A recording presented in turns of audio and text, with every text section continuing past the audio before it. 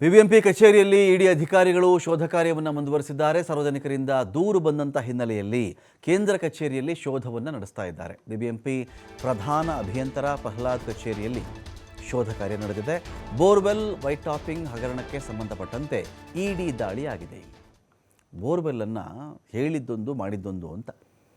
Borewell 1000 ಅಡಿ ಕೊರೆಸ್ಬಿಡ್ತೀವಿ ಅನ್ನೋದು 100 ಅಡಿ ಕೊರೆಸ್ಬಿಟ್ಟು ಬಿಲ್ಲು ಜನರೇಟ್ ಮಾಡಿಬಿಡೋದು ಅಂತ ಆರೋಪ ಇರೋದು. ವೈಟ್ ಟಾಪಿಂಗ್, ಸಿಮೆಂಟ್ ರಸ್ತೆ ಮಾಡಿಬಿಡ್ತೀವಿ, ಇದು 100 ವರ್ಷ ಏನೂ ಆಗಲ್ಲ, ಮತ್ತೆ ರಸ್ತೆ ಆಗ್ತಕ್ಕಂಥ ಪ್ರಮೇಯವೇ ಇಲ್ಲ ಅಂಥೇಳಿ ಸಿಮೆಂಟ್ ರಸ್ತೆಗಳ ಕಥೆನೂ ನಾವು ನೋಡಿದ್ವಿ. ಇದೀಗ ಅನೇಕ ಕಡೆ ಕಿತ್ತು ಬಂದಿವೆ ಅವು. ಅದೇನೋ 30 ವರ್ಷ ಏನೂ ಆಗಲ್ಲ, 40 ವರ್ಷ ಏನೂ ಆಗಲ್ಲ ಅಂತ ಹೇಳ್ತಾ ಇದ್ದರು.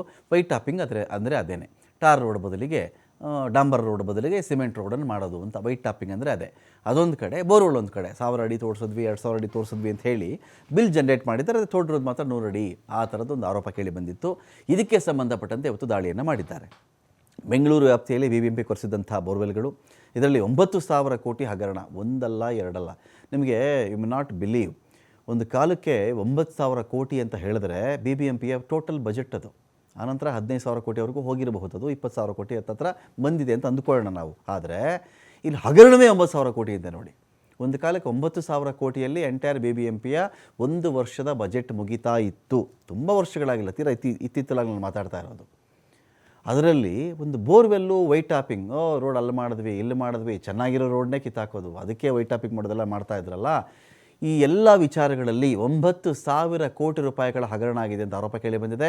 ಇದೇ ವೇಳೆ ಕೆಲಸ ಮಾಡಿದ್ದಂಥ ಎಇ, ಅಸಿಸ್ಟೆಂಟ್ ಎಂಜಿನಿಯರ್ ಹಾಗೂ AEE ಇವರ ಒಂದು ವಿಚಾರಣೆಯನ್ನು ಮಾಡಿದ್ದಾರೆ. ಹಗರಣ ಏನಂದರೆ 2016, 17, 18 968 ಕೋಟಿ ಖರ್ಚು ಮಾಡಿ ಕೊಳವೆ ಬಾವಿಗಳನ್ನು ಕೊರೆಯೋದಕ್ಕೆ ಶುರು ಮಾಡ್ತಾರೆ. ಅದಾದ ಮೇಲೆ 976 ಶುದ್ಧ ಕುಡಿಯುವ ನೀರಿನ ಘಟಕವನ್ನು ಸ್ಥಾಪನೆ ಮಾಡಲಾಗಿದೆ ಅಂತ ಲೆಕ್ಕವನ್ನು ತೋರಿಸ್ತಾರೆ. 9,588 ಕೊಳವೆ ಬಾವಿಗಳಲ್ಲಿ 10% ಕೊಳವೆ ಬಾವಿಗಳ ದಾಖಲೆ ಕೊಡೋದಕ್ಕೆ ಫೇಲ್ ಆಗಿದ್ದಾರೆ. ಆಯ್ತಪ್ಪ, ನೀವು ಎಲ್ಲೆಲ್ಲಿ ಕೊರೆಸಿದ್ರಿ? 9,500 ಕೊಳವೆ ಬಾವಿ ಹೇಳ್ತಾ ಇದ್ದೀರಿ ರೌಂಡ್ ಫಿಗರಲ್ಲಿ. 10%, ಒಂದು 950 ಕೊಳವೆ ಬಾವಿ ತೋರಿಸ್ಬಿಟ್ರಪ್ಪ ಹೋಗಲಿ, ಅಷ್ಟೇ ಕೇಳಿರೋದವರು. 9,500 ಕೊಳವೆ ಬಾವಿ ಹೇಳ್ತಾ ಇದ್ದೀರಿ ನೀವು, 950 ಕೊಳವೆ ಬಾವಿಗಳ ದಾಖಲೆ ನಮಗೆ ಕೊಡ್ತೀರಾ ಅಂತ ಕೇಳಿದಾಗ ಇವ್ರ ಬಳಿ ದಾಖಲೆ ಇಲ್ಲ. ಕೊರೆಸಿದ್ರೆ ತಾನೇ ದಾಖಲೆ ಕೊಡೋಕ್ಕೆ. ಪಾಲಿಕೆ ವ್ಯಾಪ್ತಿಯ ವಿವಿಧ ಕಡೆ ಒಟ್ಟು 9,558 ಕೊಳವೆ ಬಾವಿಯನ್ನು ಕೊರೆಯುವಂಥ ಯೋಜನೆ ಇದು. ಒಂದು RO ಪ್ಲಾಂಟ್ 25ರಿಂದ 28 ಲಕ್ಷ ರೂಪಾಯಿ ಬಿಲ್ಲನ್ನು ಮಾಡಿದ್ದಾರೆ ಇವರು. RO ಅಂದರೆ ಈ ನೀರು ಕುಡಿಯೋದಕ್ಕೆ ಸುರಕ್ಷಿತವಾಗಿದೆ, ಇದರಲ್ಲಿ ಬೇಕಾದಂತಹ ಕೆಲವು ಅಂಶಗಳು, ಒಳ್ಳೆಯ ಅಂಶಗಳು ಇದರಲ್ಲಿ ಇರ್ತವೆ, ಜೊತೆಗೆ ಅಕಸ್ಮಾತ್ ಕೆಟ್ಟ ಅಂಶಗಳಿದೆ ಅದನ್ನೆಲ್ಲ ಇದು ಕ್ಲೀನ್ ಮಾಡುತ್ತೆ, ಫಿಲ್ಟರ್ ಮಾಡಿರುತ್ತೆ, ಈ ನೀರು ಕುಡಿಯೋಕ್ಕೆ ಯೋಗ್ಯ ಅಂತ ಕೊಡ್ತಾರಲ್ಲ. ಈ ಒಂದು RO ಪ್ಲಾಂಟ್ಗೆ 25ರಿಂದ 28 ಲಕ್ಷ ರೂಪಾಯಿಗಳ ಬಿಲ್ಲನ್ನು ಮಾಡಿದ್ದಾರೆ. 100 ಅಡಿ ಆಳ ಕೊಳವೆ ಬಾವಿಯನ್ನು ಕೊರೆದು 2,000 ಅಡಿ ಕೊರೆದು ಬಿಟ್ಟಿದ್ದೀವಿ ಅಂತ ಲೆಕ್ಕ ತೋರಿಸಿದ್ದಾರೆ. ಯೋಜನೆಗೆ 956 ಕೋಟಿ ರೂಪಾಯಿ ಬಿಲ್ಲನ್ನು ಕ್ಲೈಮ್ ಮಾಡಿದರು ಬಿಬಿಎಂಪಿ ಎಂಜಿನಿಯರ್. ಆದರೆ ಅಷ್ಟೊಂದು ಪ್ರಮಾಣದಲ್ಲಿ ದಾಖಲೆ ಕೊಡೋದಕ್ಕೆ ವಿಫಲವಾಗಿದ್ದಾರೆ ಪಾಲಿಕೆ ಅಧಿಕಾರಿಗಳು. ಈ ಸಂಬಂಧವಾಗಿ ಪಾಲಿಕೆ 25ಕ್ಕಿಂತ ಅಧಿಕ ಅಧಿಕಾರಿಗಳಿಗೆ ಹಿಂದೆ ನೋಟಿಸನ್ನು ಕೊಟ್ಟಿತ್ತು ಇಡಿ. ವೈಟ್ ಟಾಪಿಂಗ್ ಕಾಮಗಾರಿಯಲ್ಲಿಯೂ ಕೂಡ ಕೋಟಿ ಅಕ್ರಮ ಆಗಿದೆ. ಮೊದಲ ಹಂತದಲ್ಲಿ 93.37 ಕಿಲೋಮೀಟರ್ 1,147 ಕೋಟಿ ರೂಪಾಯಿ ವೆಚ್ಚ ಇದಕ್ಕಾಗಿರೋದು. ಎರಡನೇ ಹಂತದಲ್ಲಿ 62.80 ಕಿಲೋಮೀಟರ್ 758.56 ಕೋಟಿ ರೂಪಾಯಿ ವೆಚ್ಚ ಇದಕ್ಕೆ. ಮೂರನೇ ಹಂತದಲ್ಲಿ 123 ಕಿಲೋಮೀಟರ್ಗೆ 1,139 ಕೋಟಿ ವೆಚ್ಚ ಮಾಡಿರ್ತಕ್ಕಂಥ ಪಾಲಿಕೆ. 279 ಕಿಲೋಮೀಟರ್ ಉದ್ದದ ರಸ್ತೆಗೆ ವೈಟ್ ಟಾಪಿಂಗ್ ಹಾಗೂ ರೋಡ್ ರಿಪೇರಿಗೆ 3,046 ಕೋಟಿ ವೆಚ್ಚ ಮಾಡಿದ್ದೀವಿ ಅಂತ ಲೆಕ್ಕ.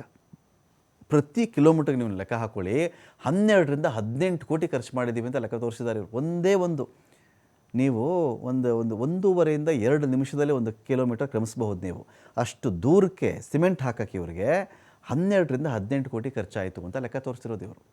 ಸೊ ಹಾಗಾಗಿ ಅವ್ರಿಗೆ ಅನುಮಾನ ಬಂದು ಲೆಕ್ಕ ಕೇಳ್ತಾ ಇದ್ದಾರೆ.